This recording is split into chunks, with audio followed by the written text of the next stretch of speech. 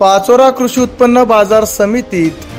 विक्रीसाठी येणारा मकाची खरेदी तूर्त थांबवण्यात आली असल्याची माहिती प्रसिद्धी पत्रकाद्वारे कृषी उत्पन्न बाजार समितीतर्फे आज दिनांक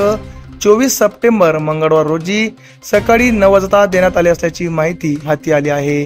पत्रकात म्हटले आहे की कृषी उत्पन्न बाजार समिती पाचोरा येथे शेतीमाल खरेदी विक्रीसाठी येणारे तमाम शेतकरी, आडतदार, खरेदीदार, व्यापारी यांना आज दिनांक 24 सप्टेंबर रोजी पासून आवाहन करण्यात येत आहे की सद्यस्थितीमध्ये अचानक पावसाळी वातावरण तयार झाल्यामुळे बाजार समितीमध्ये विक्रीसाठी येणारा मका हा शेतीमालाचे नुकसान होण्याची शक्यता आहे। त्यामुळे दिनांक 24 सप्टेंबर 2024 वार मंगळवार आजपासून पुढील आदेश होई पावेतो मका या शेतीमालाचे लिलावाचे कामकाज बंद राहील याची सर्वांनी नोंद घ्यावी, या आशयाचे परिपत्र कृषी उत्पन्न बाजार समितीतर्फे सभापती गणेश पाटील यांचे आदेशाने काढण्यात आले आहे। आमच्या चॅनलला लाईक करा, सबस्क्राईब करा, बेल आयकॉनवर क्लिक करा आणि हो शेअर करायला विसरू नका।